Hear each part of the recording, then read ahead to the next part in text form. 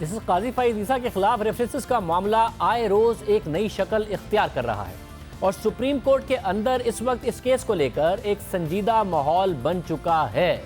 Justice फईद ईसा ने सदारती reference के खिलाफ जो आईनी दरख्वास्तें दायर की थी उस पर आज 7 रुकनी बेंच ने समाअत तो की, मगर यह बेंच अपनी पहली ही समाअत में तहलील हो गया, क्योंकि जस्टिस काजी फईद ईसा के वकील मुनीर मलिक ने बेंच में मौजूद मुमकिना चीफ जस्टिस पर एतराज उठा दिया।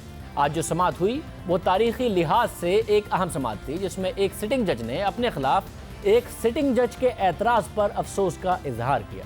सदारती रेफरेंस के खिलाफ जस्टिस काजी फईद ईसा की आईनी दरख्वास्तों पर आज जस्टिस उमर अता बंदियाल की सरबराही में 7 रुकनी लार्जर बेंच ने समाअत की, जिसमें justice Maqbool Baqar, justice Manzoor Ahmad Malik, justice Tariq Masood, justice Faisal Arab, justice Ejazul Ahsan और जस्टिस मजहर आलम खान मियाँ खैल शामिल थे। समाअत का आगाज हुआ तो जस्टिस काजी फईद ईसा के वकील मुनीर मलिक अदालत में पेश हुए और दलाइल देने का आगाज किया, जिस पर जस्टिस उमर अता बंदियाल ने वकील मुनीर मलिक से मुकालमा करते हुए कहा कि मुनीर मलिक साहिब जस्टिस साहिब के वकील की हैसियत से आए हैं, मुझे खुशी हुई कि आप अदालत आए।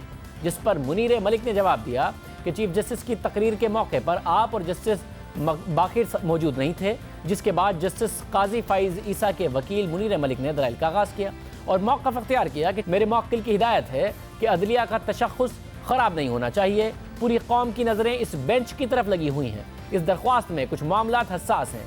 इस बेंच में कुछ जजिस को मुकदमा सुनने से इनकार कर देना चाहिए। कोई जज अपने कॉज का जज नहीं हो सकता। सुप्रीम जुडिशल काउंसिल के मेंबरान के अलावा बाकी जजेस पर मुश्तमिल फुल कोर्ट बनाया जाए। इंसाफ होता हुआ नजर आना चाहिए। कानून की हुक्मरानी का हतमी दिफा अवाम करते हैं। जिन जजेस के मुफादात इस केस से जुड़े हैं वो इस बेंच का हिस्सा ना हो। मुनीर मलिक के इन दलाइल पर बेंच के सरबराह जस्टिस उमर अता बंदियाल ने पूछा कि कौन सा जज मुतासिब हो सकता है, जिस पर मुनीर मलिक ने जवाब दिया कि मैं ये नहीं कह रहा कि कोई भी जज मुतासिब है। जस्टिस उमर अता बंदियाल ने रिमार्क्स दिए कि मैं ये बावर कराना चाहता हूँ कि इस अदालत का कोई भी जज मुतासिब नहीं है, जिस पर मुनीर मलिक ने जवाब दिया कि अवाम का अदलिया पर एतमाद होना ज़रूरी है, एतमाद ना हो तो इंसाफ नहीं हो सकता। जिस पर जस्टिस उमर अता बंदियाल ने रिमार्क्स दिए कि कौन से अवामिल से जज की जानिबदारी साबित होती है। इस अदालत का हर जज अपनी जिम्मेदारी आइन और कानून के मुताबिक अदा करता है। इस अदालत के किसी जज को किसी मुकदमे में कोई दिलचस्पी नहीं है। जज की जानिबदारी का कहकर आप गलत जानिब जा रहे हैं। हम तासुब या जानिबदारी पर मजीद दलाइल सुनना चाहते हैं। जिस पर जस्टिस काजी फईद ईसा के वकील मुनीर मलिक ने जवाब दिया कि जिन जजेस ने चीफ जस्टिस मुस्तकबिल में बनना है उनकी दिलचस्पी है। इस बेंच के 2 जजेस मुमकिना चीफ जस्टिस बनेंगे, उनका बराह रास्त मुफाद है। चीफ जस्टिस बनने से उनकी तनख्वाह बढ़ेगी। जिस पर जस्टिस उमर अता बंदियाल ने रिमार्क्स दिए कि जस्टिस ख्वाजा का फैसला मौजूद है। इस फैसले के मुताबिक जज बतौर जज किसी को नहीं जानता। आप कैसे तशरीह कर सकते हैं कि इस केस में मुतासिबाना सोच है? कोई ये नहीं जानता कि कल वो जिंदा रहेगा या नहीं रहेगा। आप कैसे आइंदा बरसों की बात करते हैं? आपको इदारों को मजबूत करने के लिए खड़ा होना चाहिए। आइंदा 4 बरस के मफरूज़े पर बात ना करें। अगर दौरान समाअत कोई लचक देखें तो हमें आगाह करें। शुरुआत में बेंच पर सवाल उठाना सही नहीं है। जजिस का जाती मुफाद नहीं है। ये बातें सिर्फ अफवाहों का दरवाज़ा खोलेंगी। समाअत में शफाफियत भी बेंच ने लानी है। क्या आपकी दरख्वास्त का मतलब है कि जो जजेस मौजूद नहीं हैं वो शामिल हों? जस्टिस उमर अता बंदियाल ने वकील को हिदायत करते हुए कहा कि आप केस की पैरवी का आगाज़ करें। इस एतराज़ से लोगों का अदलिया पर एतमाद में मजरू होगा। इनकार करने का हक जज को हासिल है। किसी जज ने 2025 में चीफ जस्टिस बनना है, क्या आप चाहते हैं वो मुकदमा सुनने से इनकार कर दें? जिस पर वकील मुनीर मलिक ने जवाब दिया कि हम इस जज के तशख़्ख़ुस को बचाना चाहते हैं। अदालत का काम सिर्फ इंसाफ करना नहीं बल्कि इंसाफ होता नज़र भी आना चाहिए। किसी जज को बराह रास्त कोई फ़ायदा हो रहा हो तो ऐसा केस सुनना कोड ऑफ कंडक्ट के मुनाफी है। जिस पर जस्टिस फैसल अरब ने पूछा कि चीफ जस्टिस के खिलाफ रेफरेंस हो तो फिर दीगर जजेस कैसे समाअत करेंगे? जिस पर मुनीर मलिक ने जवाब दिया कि ऐसी सूरत में कोई चॉइस नहीं होगी। वहाँ नज़रिया ज़रूरत के मुताबिक इजाज़त होगी। ज़रूरत को समझता है नज़रिया ज़रूरत, यहाँ ऐसा कोई मसला दरपेश नहीं है। जिस पर जस्टिस फैसल अरब ने वकील को मुखातिब करते हुए रिमार्क्स दिए कि आप अपना मौक़िफ़ साबित ना कर सके तो सुप्रीम जुडिशल काउंसिल कार्रवाई जारी रखेगी।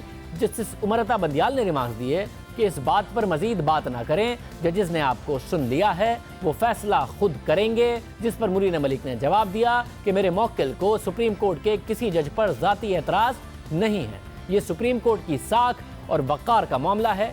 दलाइल सुनने के बाद सुप्रीम कोर्ट के लार्जर बेंच ने कुछ देर का वक्फा किया, जिसके बाद फिर से समाअत शुरू हुई तो जस्टिस उमर अता बंदियाल ने रिमार्क्स दिए कि कुछ जजेस बेंच का हिस्सा नहीं बनना चाहते, हम सोच रहे हैं कि मुकदमा चीफ जस्टिस को भेज दें। जिसके बाद जस्टिस तारिक मसूद ने रिमार्क्स दिए कि हम पहले ही जहन बना चुके थे कि बेंच में नहीं बैठना। जस्टिस एजाजुल एहसन ने भी रिमार्क्स दिए कि हमने जो हल्फ उठाया है तमाम हालात में इसका पास रखना होता है। हमारे साथी जजेस की जानिब से हमारे बारे में तहफ़्फ़ुज़ात अफसोसनाक हैं।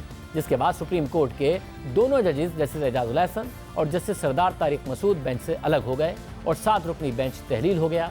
दोनों जजेस के बेंच से अलहदा होने पर जस्टिस उमर अता बंदियाल ने हुक्म दिया कि नए बेंच के लिए मामला चीफ जस्टिस को भेज रहे हैं, उनसे जल्द समाअत की भी इस्तदा की जाएगी। यानी मामला वापस चीफ जस्टिस के पास चला गया है। अब वही फैसला करेंगे कि वो इस मामले में लार्जर बेंच बनाएंगे या फुल कोर्ट बनेगा। लेकिन दोनों सूरतों में चीफ जस्टिस को बेंच के लिए 11 जजेस में से ही इंतखाब करना होगा, क्योंकि सुप्रीम कोर्ट के मजमूई जजेस 17 होते हैं। जस्टिस अजमत सईद रिटायर हो चुके हैं, 16 जजेस रह गए हैं, जिसमें से एक जज खुद जस्टिस काजी फाइज ईसा हैं। इस तरह 15 जजेस रह जाते हैं। 2 जजेस यानी जस्टिस एजाजुल एहसन और जस्टिस तारिक मसूद एतराज़ के बाद आज बेंच से अलहदा हो गए हैं, तो 13 जजेस रह गए हैं।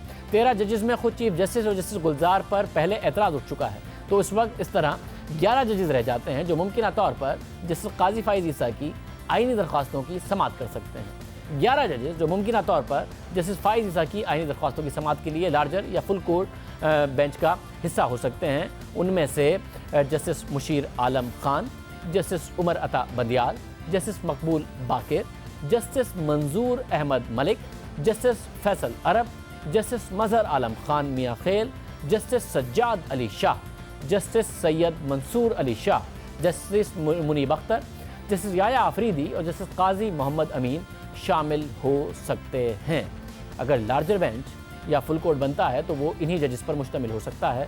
फैसला बहरहाल मुअज़्ज़िज़ चीफ जस्टिस ने करना है, लेकिन ये केस हर लिहाज से एक अहम केस है। इस केस की जो भी समाअत करेगा, इस केस का जो भी फैसला होगा, नतीजा जो भी निकलेगा, वो तारीख़ी हवाले से बहुत अहमियत का हामिल होगा और मुस्तकबिल के जजेस इस केस को एक टेस्ट केस के तौर पर देखेंगे। इसलिए इस वक्त अदलिया पर एक बहुत बड़ी जिम्मेदारी है और पूरी कौम की नज़रें इस केस पर जमी हुई हैं। प्रोग्राम में एक ब्रेक शामिल करते हैं, एक और अहम इशू है, उस पर बात करेंगे एक ब्रेक।